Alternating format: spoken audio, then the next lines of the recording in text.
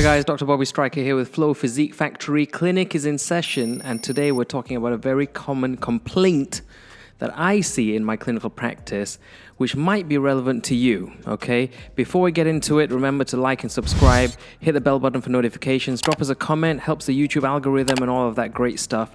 So what are we talking about today?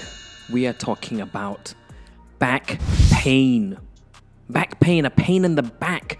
It is seriously so common. Now, in Singapore, we run this house call service, but way before I even came to Singapore, even in the UK, back pain is all over the place. Everyone's got a pain in the back, and it's a huge cause of chronic disability for a lot of people. I think it probably gets into the millions. It's really a crazy problem. So what's the deal? Why is everyone getting back pains and stuff? And why is it seemingly a problem of modern developed societies? What's going on? Well, often people look in the wrong direction, and they're looking in the wrong direction, so they miss the point. So when I tell them, hey, you need to actually maybe move more, your back is probably getting weak, you need to exercise and all this, they're like, what are you talking about? How do you expect me to exercise when my back is in so much pain?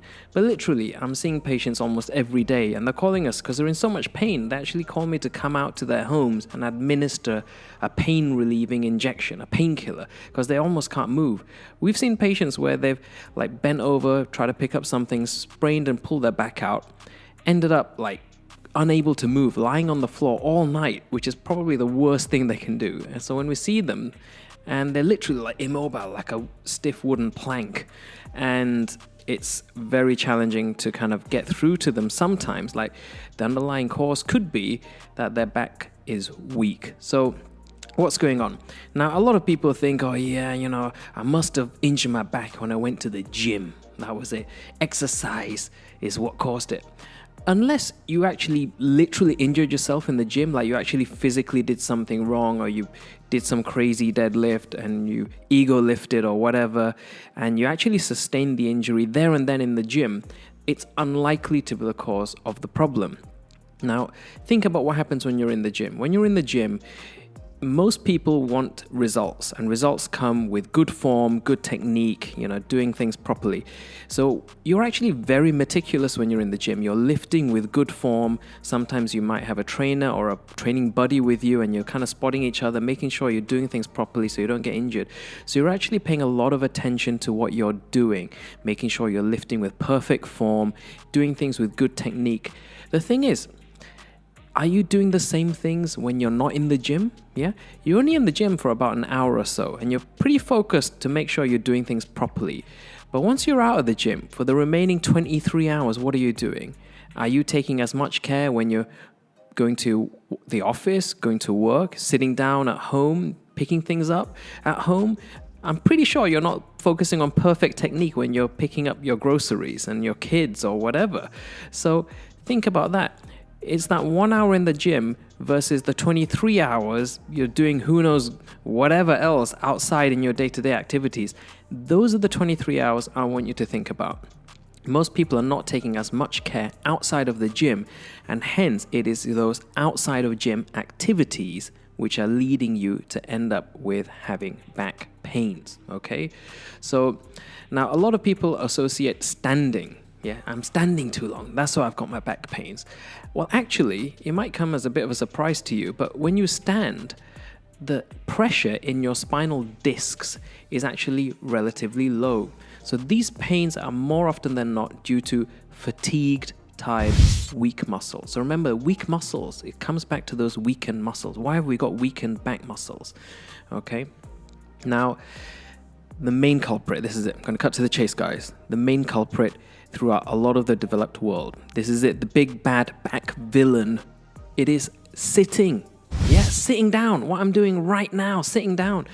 We spend too much time sitting. And what happens is that with time, our back muscles get weak. Now, when we stand, there's a reason we don't flop over to one side. Our core muscles, you got your abs, you got your back muscles, you got your obliques, all of it, the kind of whole core set of muscles stabilize us and keep us upright and stop us from kind of flopping over to one side or the other.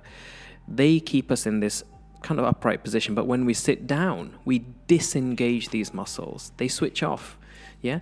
And as a result, if these muscles are not in use, you don't use them, you lose them. They start to get weak, especially if you spend a lot of time sitting. So when you're sitting, what happens is that your weight is going directly through your spine. Now you've got your entire upper body, yeah? If you're upright standing, yeah, your muscles are engaged. Everything is kind of kept tight. Those muscles are being worked. But when you sit down, especially if you're leaning back, you're going to be like slouching and flopping around. Those muscles disengage. You're going to have a lot of weight going down through your spine. And what that does, it increases the pressure within the discs a lot. And there's research to show that the pressure within your discs, if you know your spine anatomy, you've got the vertebra, and in between the vertebrae, you've got your spinal discs, the jelly, the shock absorbers, very important cushions. The pressure within those discs can be 11 times higher when you're sitting as compared to, like, for example, when you're lying down.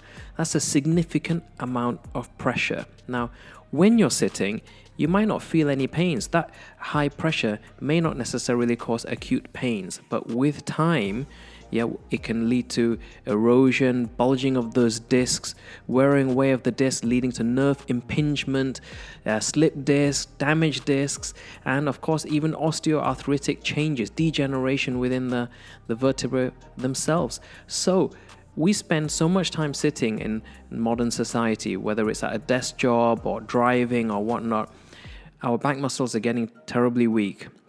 And as a result, when we do try to engage in physical activities, whether it's something simple like just going for a walk, spending a few hours walking, going grocery shopping, playing with your kids, picking up stuff, we end up injuring our backs because they're too weak, yeah?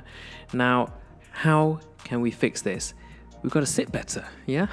Little techniques, little tips and tricks here and there is going to go a long way. So we need to offer you some tips now that's going to hopefully give you some big rewards. So let's get into it. How do we sit better?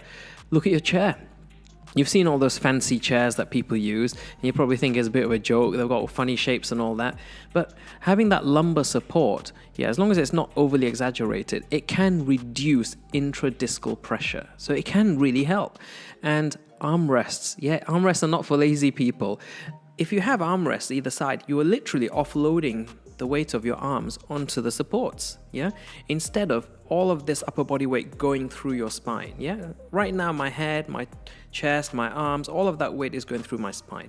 If I had an armrest on either side, I'm already offloading the weight of my arms onto the armrest, and that is going to reduce the weight through my spine and intradiscal pressure. So that's a great way to reduce some strain through your spine. You make sure your chair has that kind of lumbar support, make sure it has armrests. The backrest of your chair should also be flexible. If it's a rigid, fixed position backrest, what research has shown is that if you're able to tilt back 120 degrees or so, as opposed to straight kind of vertical, that kind of alleviates a lot of that intradiscal pressure too. So once in a while, if you can kind of lean back, that will help to kind of reduce some of that pressure in the discs as well. So if you have that flexibility, doesn't mean you need to be lying down at work, but if you have some mobility in the backrest, then that's a good thing to have. Where do we go next in your workstation? Look at your desk, yeah? Make sure below the desk there's enough space for you to kind of separate your knees from time to time. It's been shown that if you have your knees together frequently, you're more likely to kind of slouch, whereas if you've got space to kind of widen your legs, I'm not talking about man spreading or any of that, this applies to the ladies too. If you can spread your legs a little bit under the desk, that's going to help to kind of improve your posture and sit better so you don't end up with back pains as well. Keeping your knees close is going to make you more likely to slouch. Next thing, your workstation height. If it's possible, you want to be able to rest your arms on your workstation such that your elbows form a 90-degree angle. So your forearms are kind of flat there. If you do that, it can help to reduce tension and tightness in the neck muscles, the trapezius, which can often lead to back pains, upper back pains, headaches, and whatnot. So try to have your computer workstation at eye level, so also you're not tilting your head too much. That's going to be a useful pointer. Now, these all might sound like silly small changes, but remember, back pain, it's a cumulative thing. If you don't do these things over years, the degeneration, the damage slowly takes place, and when it hits you, it can really affect the quality of your life and often permanently. I see patients who kind of have permanent lifelong back pains, and these are small little hacks and tips and tricks that might allow you to avoid all of this. So if you think it's a bit of a joke, don't. This is serious business. Back pain is a big deal. If you've got weird symptoms, if you've got numbness in your legs, numbness, weakness, can't move one leg, paralysis, you've wet yourself or pooped in your pants, these are emergency symptoms. If this happens, these are possibly symptoms of cauda equina syndrome. That means you've got a serious problem. You need to get yourself into accident and emergency. So if you're not sure whether your back pain, what is the severity of it, can you use these tips and tricks? Of course, do see your own doctor. Of course, if you've had your back pain assessed and you've been given advice, follow those instructions. Most patients that we see, regardless of what the ultimate diagnosis is, whether it's a slip disc, trapped nerve, osteoarthritis, or whatever, you might go through those fancy, expensive scans, MRI scans, and all of that. But 90% of the time, after you've done all of these tests, the advice from your orthopedic spinal specialist is going to be the same. For most of you, the advice will be to do physiotherapy. So it's not rest, it's actually special, focused, appropriate, targeted exercises. And yes, that's right. Goes back to what we just talked about. Movement, not just rest. You rest. Those back muscles might tighten up more. You don't use them, you lose them. So you need to keep your back muscles engaged and active. And these basic tips and tricks when you're sitting are important. But moving on from that, you do need to probably strengthen your core and your back muscles. And that's where it comes to training. So that's part 2 of your progression in terms of treating back pain. That's it, guys. This is a short and sweet one. Back pain is a big worldwide problem. I hope these kind of little sitting tips and tricks are useful. Strengthen your core, strengthen your back, protect yourselves. If you've got back pains already, use these little tips and tricks. Hopefully it will help.